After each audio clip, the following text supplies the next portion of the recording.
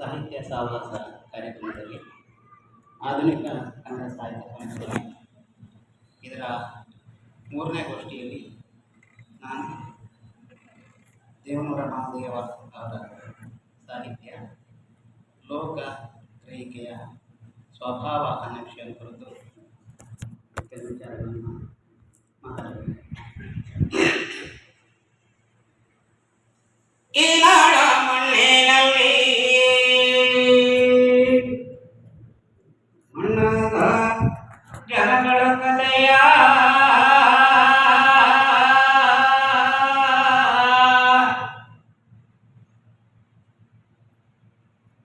ಹಣ್ಣಿನ ಗಿಡಗಳಲ್ಲಿ ಹಣ್ಣಾಗಿ ಉದುರಿ ದೂರ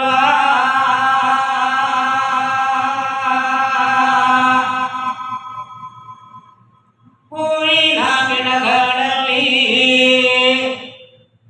ಹೂವಾಗಿ ಅರಳಿದೋರ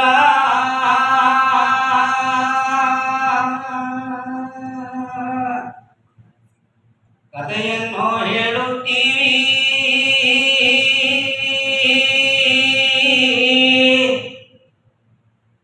ಸಾರಿ ಸಾರಿ ಹೇಳುತ್ತೀವಿ ಕಿವಿ ಕೊಟ್ಟು ಕೇಳಿರಣ್ಣ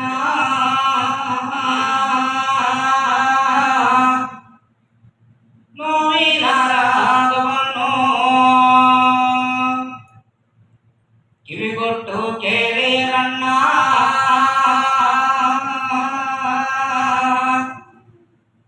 ನೋವಿನ ರಾಗವನ್ನು. ದೇವನೂರ ಮಹಾದೇವ ಅವರ ಸಾಹಿತ್ಯದ ಒಡಲು ಮತ್ತು ಹೃದಯ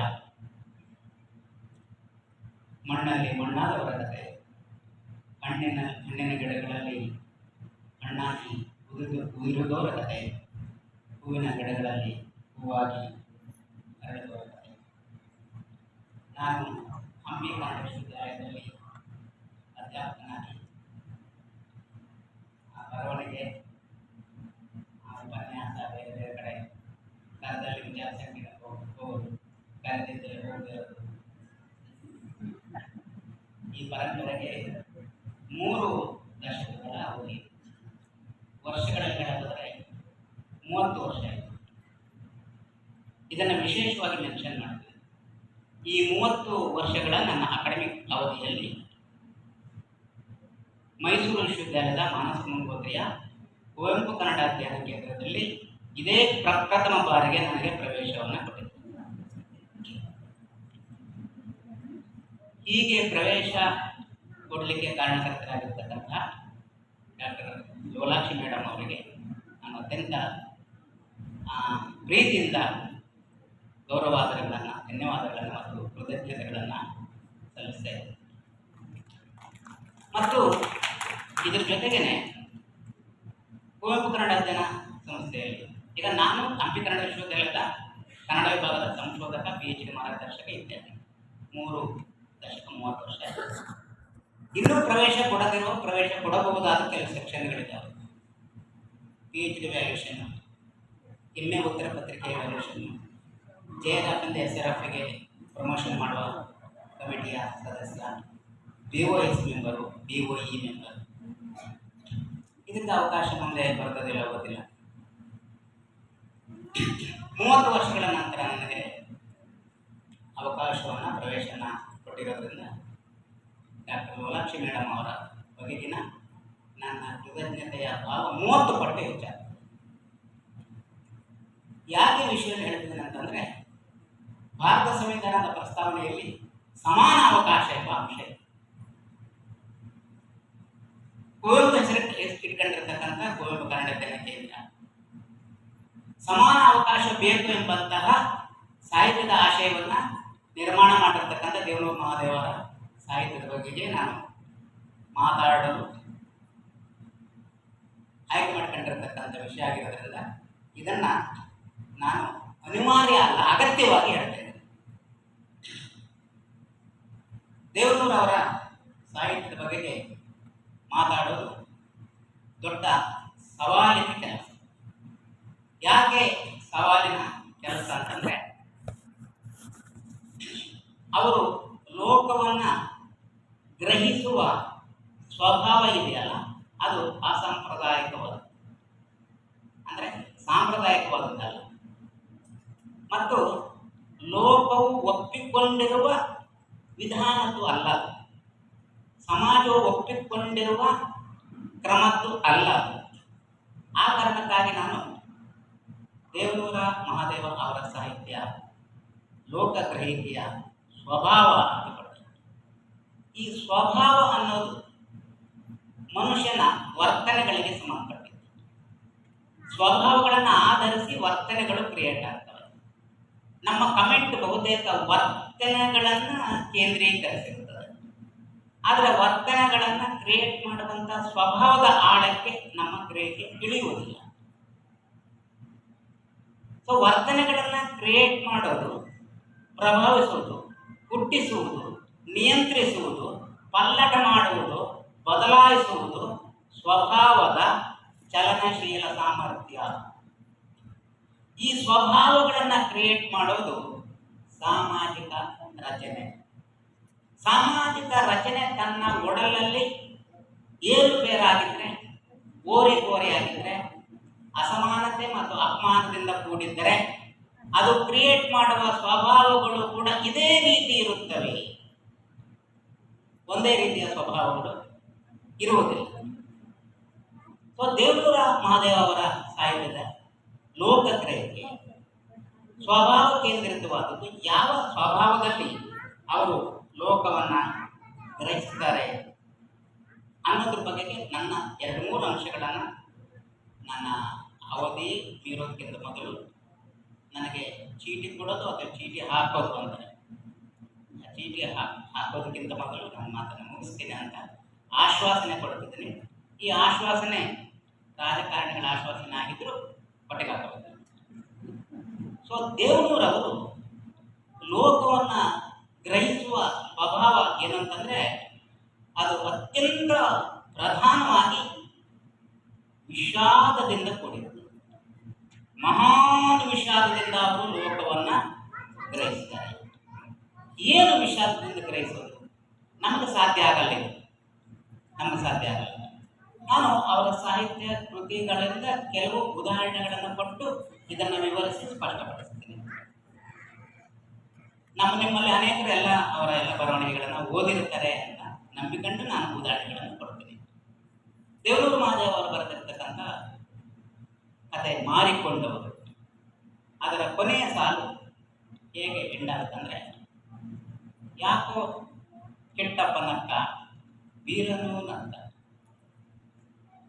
ಕಿಟ್ಟಪ್ಪನ ಸಹವಾಸ ವೀರನ ಹೆಂಡತಿಯಾಗಿರ್ತಕ್ಕಂಥ ಲಕ್ಷ್ಮಿಯ ಜೊತೆಯಲ್ಲಿ, ಲಕ್ಷ್ಮಿಗೂ ಕಿಟ್ಟಪ್ಪನಿಗೂ ಇರತಕ್ಕಂಥ ಸಂಬಂಧ ವೀರನ ಗಮನಕ್ಕೆ ಬಂದಿರುತ್ತದೆ.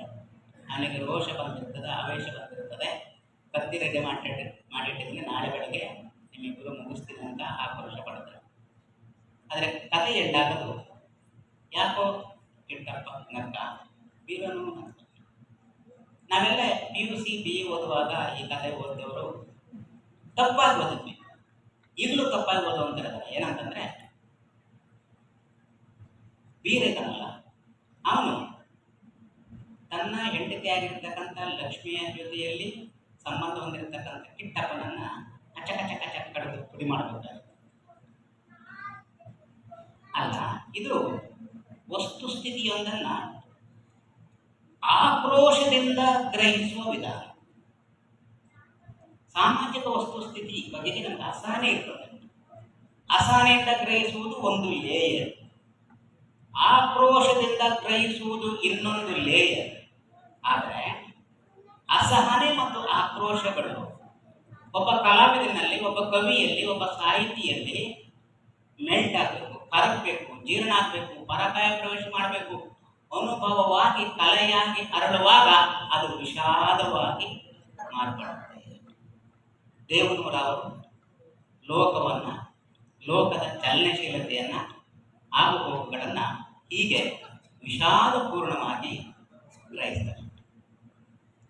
ಇಡೀ ಸಾಹಿತ್ಯದ ಗ್ರಹಿಕೆಯೇ ವಿಷಾದದಿಂದ ಗ್ರಹಿಸಿದ್ದು ಮತ್ತು ವಿಷಾದದಿಂದ ಅಭಿವ್ಯಕ್ತಿ ಮಾಡಿದ್ದು. ಇನ್ನೊಂದು ಸ್ಟ್ರಾಂಗ್ ಪ್ರಕರಣವನ್ನು ನಾನು ಉದಾಹರಣೆ ಕೊಡ್ತೀನಿ. ಕುಸುಮಪಾಲೆಯಲ್ಲಿ ಚನ್ನನ ಕೊಲೆಯಾಗಿರ್ತದೆ.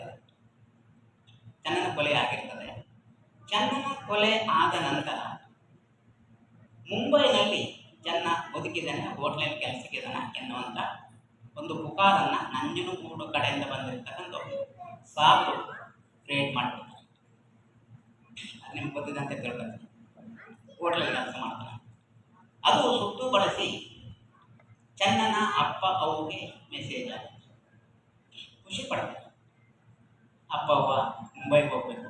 ಅವರಿಬ್ಬರು ಮಾತಾಡ್ತಾರೆ. ಚೆನ್ನ ತಂದೆ ತಾಯಿ ಮಗನ ನೋಡ್ಬೇಕು, ಕರ್ಕೊಂಡು ಬರಬೇಕು. ಅವರಿಬ್ಬರಲ್ಲಿ ದೊಡ್ಡ ಡೈಲಾಗ್ ನಡೀತದೆ. ಕಡಿಮೆನ ನಮ್ಮನ್ನು ಒಳಗಿಟ್ಕೋತಾರ. ದೊಡ್ಡ ಮಹಾರಾಜನ ಮನೆಯಲ್ಲಿ ಇದರಲ್ಲಿ ಅರಮನೆಯಲ್ಲಿರೋದವನು ನಮ್ಮನ್ನೆಲ್ಲ ಒಳಗೆ ಬಿಟ್ಕೊಳ್ಳಲ್ಲ. ನಾವು ಹೋದ್ರೆ ಹೊರಗಡೆ ನೋಡ್ಬೇಕು. ಅಷ್ಟು ದೂರ ಹೆಂಗೆ ಹೋಗೋದು? 7 ದಿವಸ ಹೋಗೋಕ್ಕೆ 7 ದಿವಸ, ಬರೋಕ್ಕೆ 7 ದಿವಸ, ಹಡಗಲ್ಲಿ ಹೋಗೋದಂತೆ, ನೀರೊಳಗೆ ಹೋಗೋದಂತೆ. ಸಾಮಾನ್ಯ ಅಲ್ಲ. ಹೌದು, ನಾವು ಅಲ್ಲಿಗೆ ಹೋಗ್ತೀವಲ್ಲ.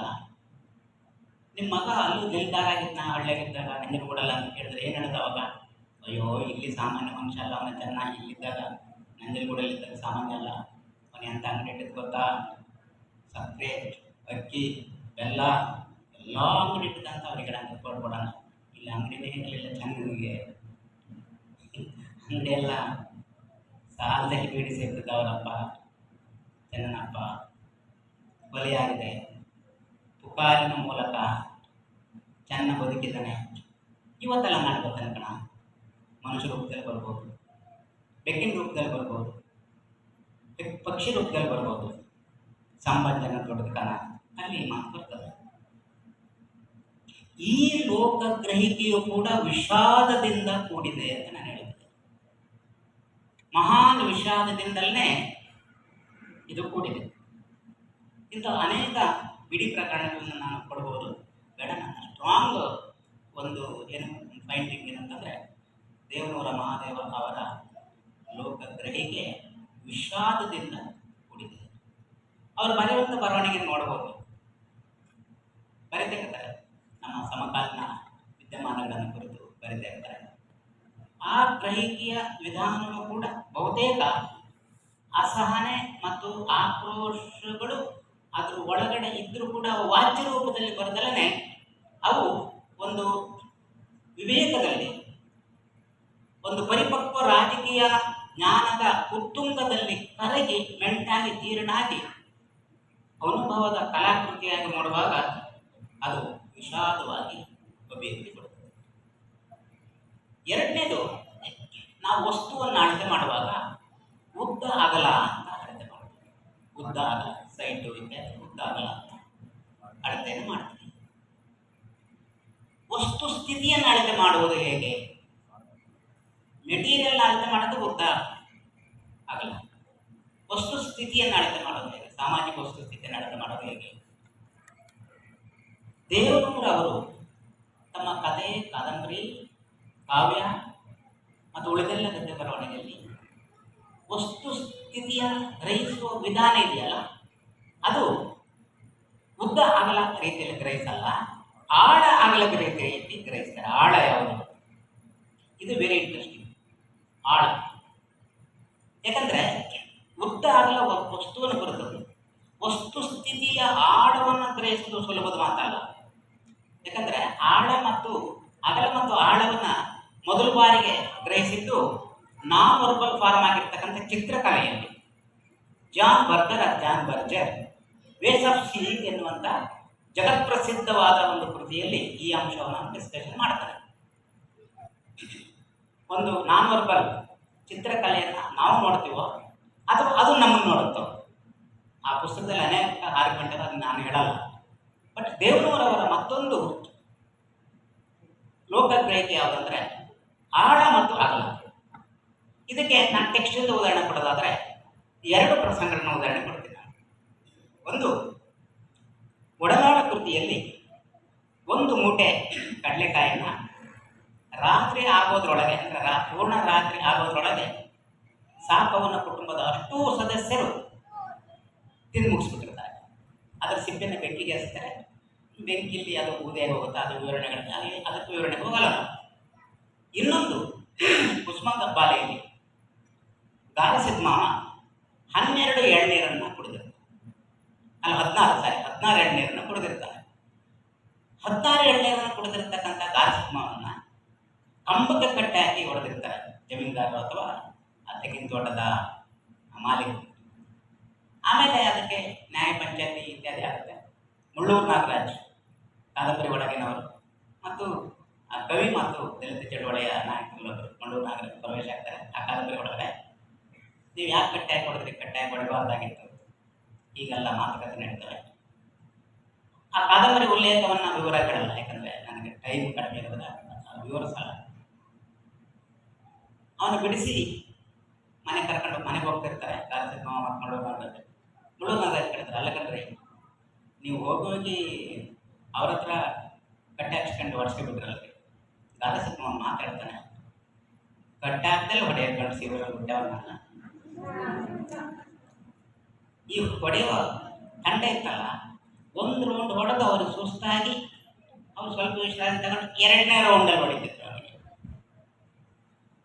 16 ಎಳ್ನೀರು ಕುಡಿದಿದ್ದು ಜಮೀನ್ದಾರ ಪ್ರಕಾರ ತಪ್ಪು. 16 ಎಳ್ನೀರು ಕುಡಿದದ್ದು ಕುಡಿದ ಗಾರಸಿಂಹ ಪ್ರಕಾರ ತಪ್ಪು ಅಲ್ಲ. ತಪ್ಪು ಜಮೀನ್ದಾರ ದೃಷ್ಟಿಕೋನದಲ್ಲಿ ತಪ್ಪು ಕಾಣಿಕೆ ಕೊಡಬೇಕು. 16 ಎಳ್ನೀರು ಕುಡಿದದ್ದು ತಪ್ಪಲ್ಲ, ತಪ್ಪು ಕಾಣಿಕೆ ಕೊಡಲ್ಲ ಗಾರಸಿಂಹ. ಅವನು ಸವಾಲಾಗ್ತಾನೆ ಪಂಚಾಯತ್ ಒಳಗೆ. ಕುಡಿದಕ್ಕಂತ ಕೆಟ್ಟಿದ್ದು ತಪ್ಪಕಯ್ಯ, 16 ಎಳ್ನೀರು ಕುಡಿಯಕ್ಕಂತ ಕೆತ್ತಿರೋದು. ಅಲ್ಲಿಗೆ ಮತ್ತೊಂದು ವಾಕ್ಯ ಓದು ಕ್ರಿಯೇಟ್ ಮಾಡ್ಕೋಬೇಕು, ಮಾರೋದಕ್ಕಲ್ಲ ನೆನಪಿರಲಿ, ಮಾರೋದಕ್ಕಲ್ಲ. ಈ ದೇಶದ ಸಂಪತ್ತನ್ನ ನಮ್ಮ ವೈಯಕ್ತಿಕವಾದ ಅಗತ್ಯಕ್ಕಾಗಿ ಮಾತ್ರ ಬಳಸಿದರೆ ದೊಡ್ಡ ಪ್ರಮಾಣದಲ್ಲಿ ಯಾವುದೂ ಕೂಡ ಮಾರಾಟ ಆಗ್ತಿರಲಿಲ್ಲ. LIC ಮಾರಾಟ ಆಗ್ತಿರಲಿಲ್ಲ, ವಿಮಾನ ಕೇಂದ್ರಗಳ ಮಾರಾಟ ಆಗ್ತಿರಲಿಲ್ಲ, ಬಳ್ಳಾರಿ ಗಣಿ ಅದ್ರ ಮಾರಾಟ ಆಗ್ತಿರಲಿಲ್ಲ, ಯಾವುದು ಮಾರಾಟ ಆಗ್ತಿರಲಿಲ್ಲ. ಗಾರಸಿಂಹ ಮಾತಾಡ್ತಾನೆ, ಕುಡಿಯಕ್ಕಂತ ಕಿತ್ತಿರತ್ತು ಕೂಡ ತಪ್ಪಲ್ಲ, ಕುಡಿಯಕ್ಕಂತ ಕಿತ್ತಿರತ್ತು. ಮುಂದೊಂದು ಮತ್ತೊಂದು ಮಾತಾಡ್ತಾನೆ, ನಿಮ್ಮ ಎದುರಿಗೆ ಕುಡಿದ್ರೆ ಈಗಲಾರು ಹೋಗ್ತೀರಾ? ಅಲ್ಲ 16 ಎಳ್ನೀರು ಕುಡಿದ್ರಿ, ಮತ್ತೆ ಕುಡಿಯಕ್ಕಂತ 16 ಎಳ್ನೀರು. ಅವರಿಗೆ ಒಂದ ಸಲ ಭಯ ಆಗ್ತದೆ, ಆಲೋಚನೆ ಮಾಡಬೇಕು, 16 ಎಳ್ನೀರು ಕುಡಿಯಕ್ಕೆ ಸಾಧ್ಯನಾ? ಇದು ಕಲ್ಪನೆನಾ? ಇದು ವಾಸ್ತವನ? ವಾಸ್ತವನ ಮೀರಿದ್ದ? ಅಷ್ಟು ಮಾತ್ರ ಅಲ್ಲ, ಮತ್ತೆ 16 ಎಳ್ನೀರು ಕುಡಿಯಕ್ಕೆ ರೆಡಿದಾನೋ? ಬಾಯಾರಿಕೆಯನ್ನು ತಣಿಸುವ ಸಲುವಾಗಿ 16 ಎಳ್ನೀರು ಕುಡಿತಿದ್ದಾನೋ, ಅಥವಾ ಹಸಿವನ್ನ ನೀಗಿಸಿಕೊಳ್ಳುವ ಸಲುವಾಗಿ ಎಳ್ನೀರು ಕುಡಿತಿದ್ದಾನೋ? ಓದಿದ್ರೆ ಆಲೋಚನೆ ಮಾಡಬೇಕು. ಯಾಕೆ ಕುಡಿತಿದ್ದಾನೆ? ಕುಡಿಯಕ್ಕೆ ಕಡಿದಾನೆ ಗ್ಯಾರಂಟಿ. 16 ಅಲ್ಲ, 16 2ನೇ ಸಲ 3 ಸಲ ಬೇಕಾದ್ರೆ ಕುಡಿತಾನೆ. ಆದರೆ ಹೊಟ್ಟೆ ತುಂಬಿದ ಜನಕ್ಕೆ 16 ಎಳ್ನೀರು ಕುಡಿಬಹುದು ಎಂಬುದು ಕಲ್ಪನೆಗೂ ಮೀರಿತು.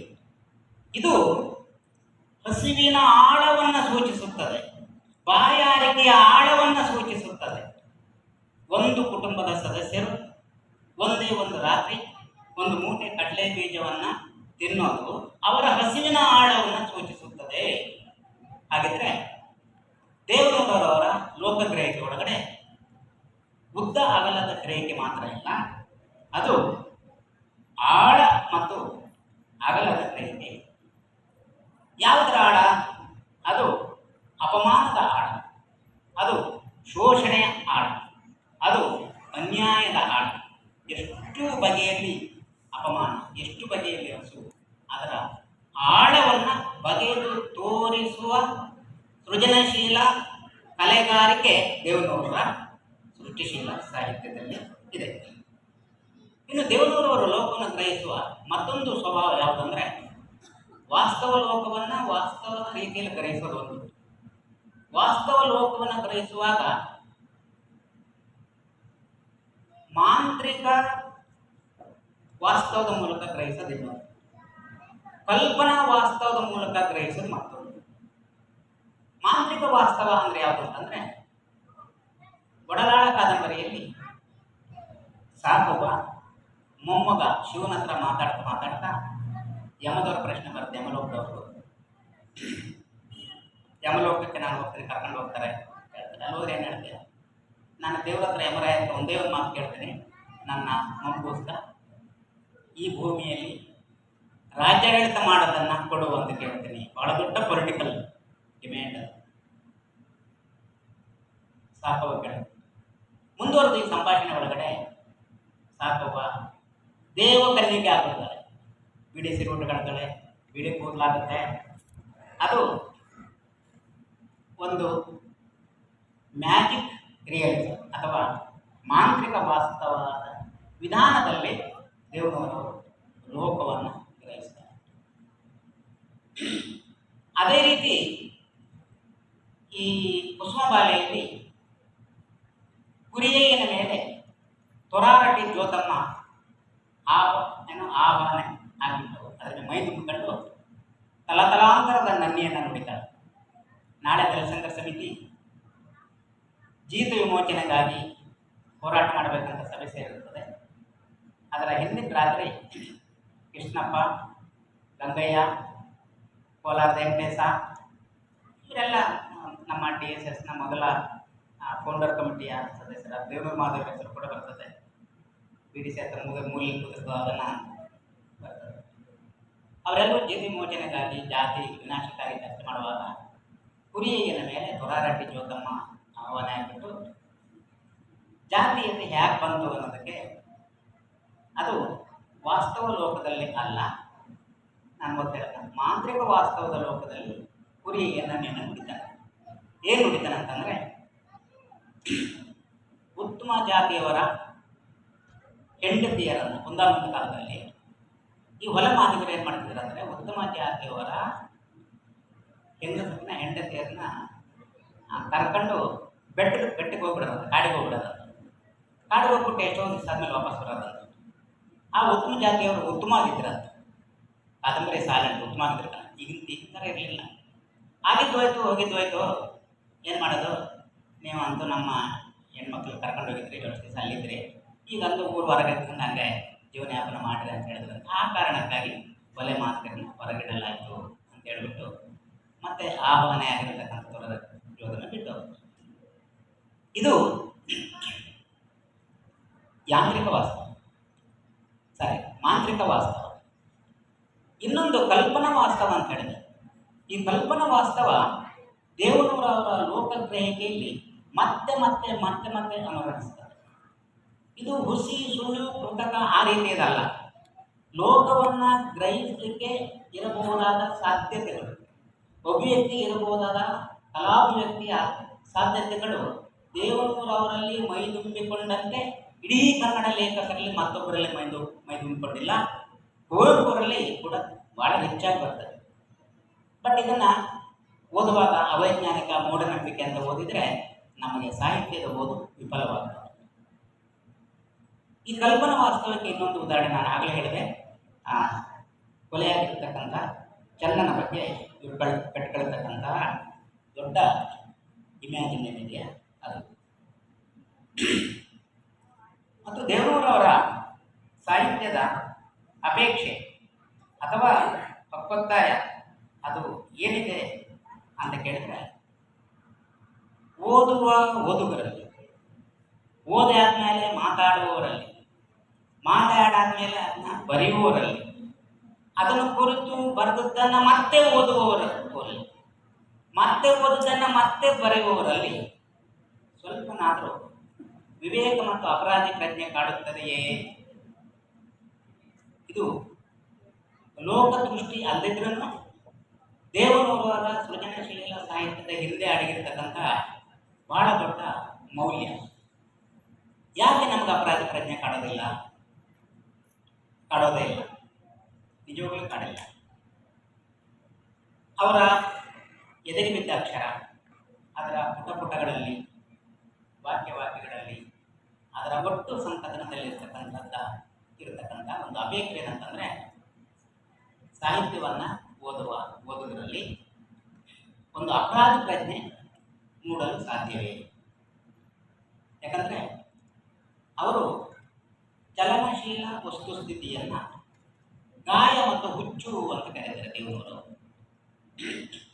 ಯಾಕಂದರೆ ಅಸಮಾನತೆ ಮತ್ತು ಅಪಮಾನದಿಂದ ಕೂಡಿರುವ ಸಾಮಾಜಿಕ ರಚನೆಯನ್ನೇ ಬದುಕು, ಸಂಸ್ಕೃತಿ ಮತ್ತು ಪರಂಪರೆಯನ್ನು ಕೊಂಡಾಡಲಾಗುತ್ತದೆ. ಇದು ದೇವನೂರವರ ವಾಕ್ಯ ನಾನು ಹೇಳುತ್ತೇನೆ. ಅಸಮಾನತೆ ಮತ್ತು ಅಪಮಾನಗಳಿಂದ ಕೂಡಿರುವ ಸಾಮಾಜಿಕ ವ್ಯವಸ್ಥೆಯನ್ನೇ ಬದುಕು, ಜೀವನ, ಸಂಸ್ಕೃತಿ ಮತ್ತು ಪರಂಪರೆ ಎಂದು ಕೊಂಡಾಡಲಾಗುತ್ತಿದೆ. ನಿಜವಾಗ್ಲೂ ಯಾರಿಗೆ ಬದುಕು, ಯಾರಿಗೆ ಸಂಸ್ಕೃತಿ? ದೇವನವರರ ಪ್ರಕಾರ, ದೇವನವರರ ಲೋಕಗ್ರಹಿಕೆ ಪ್ರಕಾರ ಅದು ಯಾರು ಇನ್ಯಾರಿಗೋ ಮಾಡಿರ್ತಕ್ಕಂಥ ಗಾಯ, ಮಾಯದ ಗಾಯ, ಹುಚ್ಚು. ಇದು ಹುಚ್ಚು ಅಂತ ಗೊತ್ತಾಗ್ತಾ ಇದ್ರೆ, ಇದು ಗಾಯ ಅಂತ ಗೊತ್ತಾಗ್ತಾ ಇದ್ರೆ ಏನಾಗ್ಬೋದು? ದೇವನವರವರು ಹೇಳ್ತಾರೆ, ಗಾಯ ಮಾಡಿದವರಿಗೆ ನಾವು ಗಾಯ ಮಾಡಿದ್ದೀವಿ ಅಂತ ಗೊತ್ತಿಲ್ಲ. ಅಕಸ್ಮಾತ್ ಗೊತ್ತಾದ್ರೆ ಅವರಲ್ಲಿ ಅಪರಾಧ ಪ್ರಯತ್ನ ಮೂಡಬೇಕಾಗಿತ್ತು, ಮೂಡಿಲ್ಲ.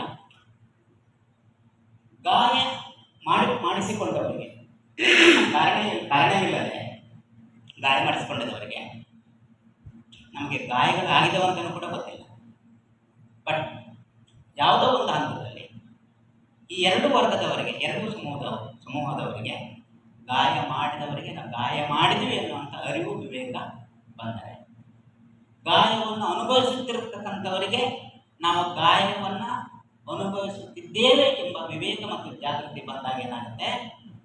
ಅದನ್ನು ಬದಲಾಯಿಸಬೇಕಾಗ್ತದೆ, ಅದನ್ನು ಪಲ್ಲಟ ಮಾಡಬೇಕಾಗ್ತದೆ. ಅದಕ್ಕಿರುವಂಥ ಸಾಧ್ಯತೆಗಳಿವೆ. ಆ ಪಲ್ಲಟ ಮಾಡಲಿಕ್ಕೆ ಎಗೈನ್ ನಾವು ರೋಗಿಗಳಾಗಬೇಕಾ ಅಥವಾ ವೈದ್ಯರಾಗಬೇಕಾ? ಇದು ದೇವನವರವರ ಲೋಕಗ್ರಹಿಕೆಯ ಮತ್ತೊಂದು ಬಹಳ ದೊಡ್ಡ ಆಯಾಮ ಅಂತ ನಾನು ಭಾವಿಸ್ತೇನೆ. ದೇವನವರವರ ಸಾಹಿತ್ಯದಲ್ಲಿ ಇರಬಹುದಾದ ಲೋಕಗ್ರಹಿಕೆ, ಸಂಸ್ಕೃತಿ ಚಿಂತನೆ, ಸಾಮಾಜಿಕ ಚಿಂತನೆ, ಹೆಣ್ಣು ಗಂಡಿನ ಸಂಬಂಧ ಇತ್ಯಾದಿ ಅನೇಕ ಆಯಾಮಗಳ ಬಗ್ಗೆ ದೊಡ್ಡ ಚರ್ಚೆ ನಡೆದಿದೆ. ಆ ಚರ್ಚೆ ಒಳಗಡೆ ದೇವನವರವರ ಒಟ್ಟು ಪ್ರತಿಭೆಯನ್ನು, ಅವರ ಕಲೆಗಾರಿಕೆಯನ್ನು ಒಂದು ರೆಟಾರಿಕ್ ದೃಷ್ಟಿಕೋನದಿಂದ ಹೆಚ್ಚು ಫೋಕಸ್ಡ್ ಆಗಿ ಇದುವರೆಗೆ ನೋಡಲಾಗಿದೆ. ರೆಟಾರಿಕ್ ದೃಷ್ಟಿಕೋನವೇ ಮುಖ್ಯವಾಗಿದೆ. ಯಾರ ಜಗತ್ತಿಗೂ ಸಿಗದ ನವಿಲುಗಳು ಬಹಳ ದೊಡ್ಡ ಶೀರ್ಷಿಕೆ. ಸಂಭಂಜನದು ದೊಡ್ಡತನ. ಇವೆರಡು ದೇವನವರ ಸಾಹಿತ್ಯ ಬಗ್ಗೆ ಮಾತಾಡುವಾಗ ಪದೇ ಪದೇ ಉಲ್ಲೇಖ ಮಾಡುವ ಎರಡು ಹೇಳಿಕೆಗಳು.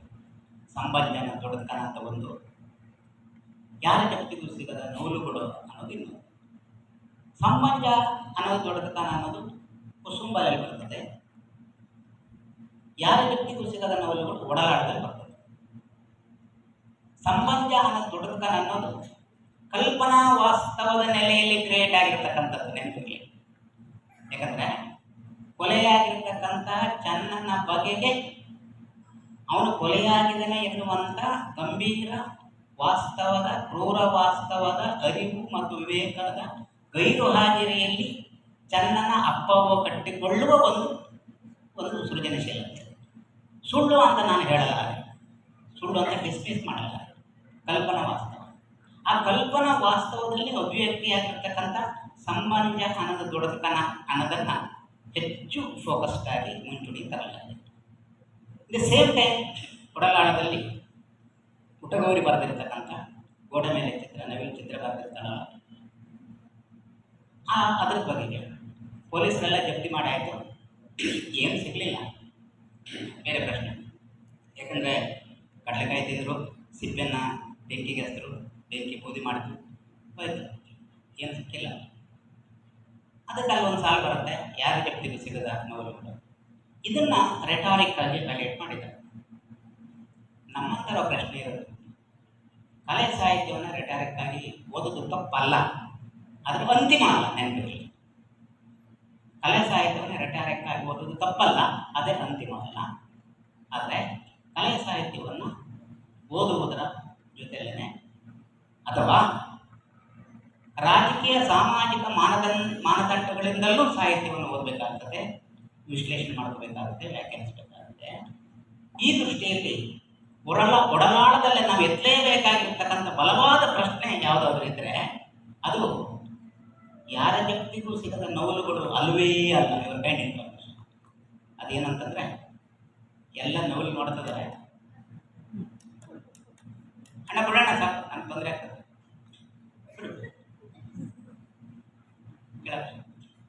ತಮ್ಮ ಗಮನ ಈ ಕಡೆ ಬರ್ತಂತ ಭಾವಿಸಿದ್ದೀನಿ. ಒಡಲಾಳದಲ್ಲಿ ಯಾರ ಜಪ್ತಿಗೂ ಸಿಗದ ನೋವುಗಳು ಮುಖ್ಯ ಅಲ್ಲ. ಸಾಕವುಗಳ ಮೊದಲನ ಹುಂಜವನ್ನು ಕದ್ದವರು ಯಾರು? ಯಾಕೆ ಈ ಪ್ರಶ್ನೆಯನ್ನು ಕೇಳಲಿ? ಇದುವರೆಗೂ ಕನ್ನಡದ ಯಾವ ಗಂಭೀರ ವಿಮರ್ಶಕರು, ಗಂಭೀರ ಚಿಂತಕರು, ಸಂಶೋಧಕರು ಈ ಪ್ರಶ್ನೆಯನ್ನು ಮುಚ್ಚಿಟ್ಟಿದ್ದು ಯಾಕೆ? ಒಡಲಾಳದಲ್ಲಿ 2 ಹುಂಜಗಳ ಕಳವಾಗ್ತದೆ. 2ನೇ ಹುಂಜವನ್ನ ಎತ್ತಪ್ಪನವರ ಎದುರಿಗೆ ಒಡಲಾಳದ ಸಾಕವ್ವನ ಕುಟುಂಬದ ಸಹಕಾರದೊಂದಿಗೆ ಪೊಲೀಸವರು ಸಾಕವ್ವ ಮೊದಲು ಕಳ್ಕೊಂಡಂತ ಹುಂಜವನ್ನ ಹಿಡಿದುಕೊಡ್ತೀನಿ, ಅದು ಹೆಂಗಿತ್ತು ಅಂತ ಕೇಳ್ತಾರೆ. ಈ ಹುಂಜಿನ ಥರ ಇತ್ತು ಅಂತ ಸಾಕವ್ವ ಹೇಳ್ತಾರೆ. ಇದ್ರೆ ಹಿಡ್ಕೊಡು, ಇದೇ ಥರದ ಎಲ್ಲಾದರೂ ಸಿಕ್ಕಿದ್ರೆ ಹಿಡ್ಕೊಂಡು ಬರ್ತೀವಿ, ನಿಮ್ಗೆ ಕೊಡ್ತೀವಿ ಅಂತ ಒಪ್ಪಿಸ್ತಾರೆ. ಪಾಪ ಸಾಕವ್ವ ಇದ್ರೆ ಇರ್ಬೋದು, ಈ ಹುಂಜಿನ ಕೊಟ್ಟರೆ ಕಳೆದೋಗಿರ್ತಕ್ಕಂಥ ಮತ್ತೊಂದು ಹುಂಜಿನ ಹಿಡ್ಕೊಂಡು ಬರ್ಬೋದು ಅಂತ ಒಂದು ಹುಂಜಿನ ಕೊಡ್ತಾರೆ. ಒಡಲಾಳದ ಕೊನೆಯಲ್ಲಿ ಸಾಲುಗಳು ಬರ್ತವೆ.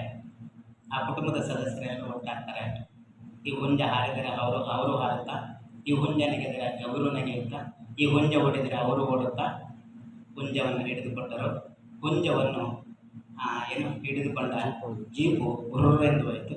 ಜೀಪು ಬಿಟ್ಟ ದೂಡು ಅಲ್ಲೇ ಹರಿದಾಡುತ್ತಿತ್ತು. ಹಾಗಿದ್ರೆ ಮೊದಲನೇ ಹುಂಜ ದೇವರಿಗೆ ಕೊಟ್ಟಿತ್ತು ಸಾಕವನ್ನು, ಅದು ಚಂದಗಾಣವಾಗ್ಬಿಡ್ತು. ಕಾದಂಬರಿ ಬಳಸಿರ್ತಕ್ಕಂಥ ಪದ ಚಂದಗಾಣವಾಯಿತು, ಕಳೆದೋಯ್ತು ಅಂತ ಅಲ್ಲ, ಕಳೆದೋಯ್ತು ಚಂದಗಾಣ. 2 ಕಡೆ ಆ ಪದ ಪ್ರಯೋಗ ಆಗಿದೆ ಒಡಲಾಳದಲ್ಲಿ. ನಮ್ಮ ಪ್ರಶ್ನೆ ಇರೋದು, ಮೊದಲನೇ ಹುಂಜವನ್ನು ಇದೇ ರೀತಿಯಲ್ಲಿ ಲಪಟಾಯಿಸಿದವರು ಯಾರು? ಈ ಪ್ರಶ್ನೆಯನ್ನು ಯಾಕೆ ಮುಚ್ಚಿಟ್ಟಿದ್ದಾರೆ ವಿಮರ್ಶಕರು, ಸಂಶೋಧಕರು? ಇದನ್ನು ಮುಚ್ಚಿಟ್ಬಿಟ್ಟು ಯಾರ ಜಪ್ತಿಗೂ ಸಿಗದನ್ನು ಒಳಗುಳ ಅಂತ ಹೇಳ್ತಾರಲ್ಲ, ಇದಕ್ಕೆ ಹೇಳ್ತಾರೆ ಅಲ್ವೇ ಅಲ್ಲ? ಅಲ್ಲ, ನನ್ನ ಅವಧಿ ಮುಗಿತ ಆಯ್ತು, ಸರಿ. ನಾನು ಎರಕಂಡಂಥ ಅವಧಿ ಮುಗಿದಿದೆ. ನನ್ನ ಮಾತುಗಳನ್ನು ಮುಗಿಸಿಲ್ಲ, ನಿಲ್ಲಿಸಿರ್ತೀನಿ. ಮತ್ತು ಯಾವಾಗಲೂ ಒಳ್ಳೆ ಕಾಲ, ಒಳ್ಳೆ ಗಳಿಗೆ ಕೂಡ ಬಂದರೆ ಮುಂದುವರಿಸ್ತೀನಿ. ಇದಕ್ಕೆ ಅವಕಾಶ ಕೊಟ್ಟಂಥ 2 ಸಂಸ್ಥೆಗಳಿಗೆ, ನನ್ನ ಪ್ರೀತಿಯಿಂದ ಕರೆದಿರ್ತಕ್ಕಂಥ ಡಾಕ್ಟರ್ ಲೋಲಾಕ್ಷಿ ಮೇಡಮ್ ಅವರಿಗೆ, ಇಷ್ಟೊತ್ತು ನನ್ನ ಸಾಮಾನ್ಯ ಚಿಂತನೆಗಳನ್ನು ಆಲಿಸ್ಕೊಂಡಂಥ ತಮ್ಮೆಲ್ಲರಿಗೂ ಅನಿಸಿ, ಮತ್ತು ಮೊದಲಿಗೆ ನಾನು ಹೇಳೋದು ಮತ್ತೆ ದೇವರ ಬಸವ ಸರ್ ಅವರಿಗೆ ಅವರಿಗೂ ಅನಿಸಿ, ನಿಮ್ಮೆಲ್ಲರಿಗೂ ಅನಿಸಿ ನನ್ನ ಮಾತುಗಳನ್ನು ಮುಗಿಸ್ತೇನೆ. ಎಲ್ಲರಿಗೂ